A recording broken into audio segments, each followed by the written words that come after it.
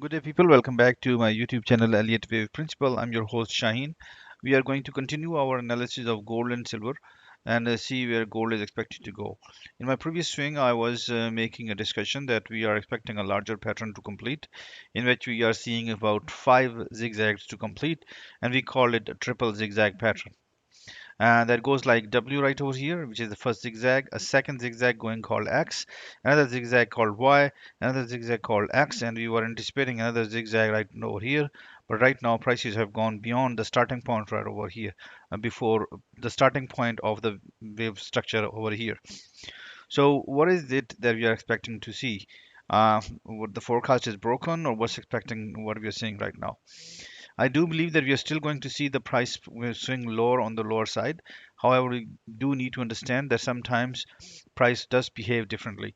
In this wave structure, which is triple zigzag, we have seen price go beyond the start of wave A. We are not going to simply call it that the analysis was wrong. We are going to wait for a different structure now instead of a zigzag, and that structure is called flat correction. A lot of you guys who are very enthusiasts of Elliott wave analysis are going to jump up and say it has never seen they have never seen thing like that.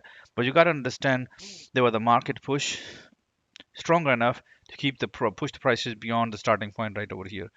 So is and plus Elliott wave analysis is a theory right now. Could we see a mix of zigzags and a flat correction? We can definitely see. That's what my experience has told me. But you do not have to take my word for it. I'm still anticipating for the larger structure to be something like this. The only difference is price has gone beyond the starting point over here. And another thing I wanted to bring into your focus is that if you look at this structure that actually started from over here and went up, this is a singular structure within the larger structure. And if we analyze it, then we kind of see that there's a resistance coming at a 50% of the whole move, and then we have seen resistance coming at the 100%. Definitely that's we are drawing the move up to 100%. So you can see there's a resistance coming at 50%. That's also a solid indication. We are waiting for the swing to kind of give some weakness, and my initial concern would be that if the prices can come back in this territory right over here and they have a structure that's actually forming. So if prices can fall back below this structure, we can start assuming that the largest structure is going to be downwards. Keep in mind that we cannot expect for the prices to go sharply up way beyond and still say that the structure is intact. All right. So I'm point of view that we are still going to be seeing a negative price movement on the downside. This structure, which is was causing support for this whole structure, you can see A, B, and C. Now this structure, which was causing support for the wave C, is causing resistance for the prices to go up. So that's also an interesting portion. And also, if you measure the distance between this top and that top, kind of the above distance, the distance gap is about one third, almost approximately one third of the two tops. The reason I'm mentioning this is it's very interesting. We'll see in the silver and why I'm saying this is very interesting.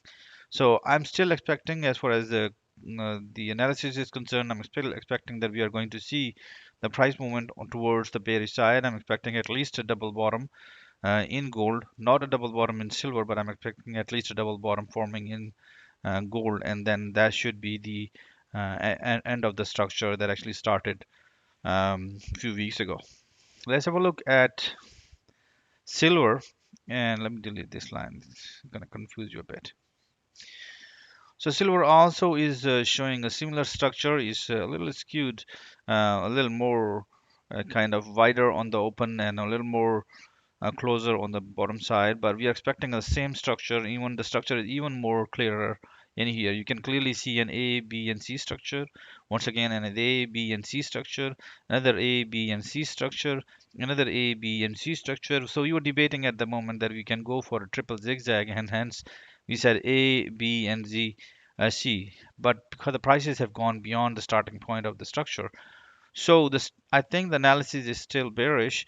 The only thing is that we are waiting for the prices to complete the structure, the wave, and the pattern is going to be once again a little different than we expected. All right, we were expecting a zigzag pattern. I think now we are going to see a flat correction. As I said earlier, a lot of enthusiasts are going to come after me, but once again, you gotta keep an eye for the differences, and we also this also point that this could be probably the last structure, which we know it is. So because this is indicating that the bulls are stronger than the initial drop in the price or the initial power of the bears. So the bulls are kind of getting some strength. However, the larger structure that actually started way before and over here needs to get completed as well. So what would give away the trading setup? I think if prices can fall below this solid black line right over here, which was support for the larger structure, as soon as prices fall below it, we can consider the previous top as our top and we can go short. I'm expecting for the prices of silver to drop back around somewhere around $55. I know it's quite a call from here now, but my analysis is telling me something and I gotta stay with it. I hope that I was of some assistance. Wishing you good luck. Have a good one and bye bye.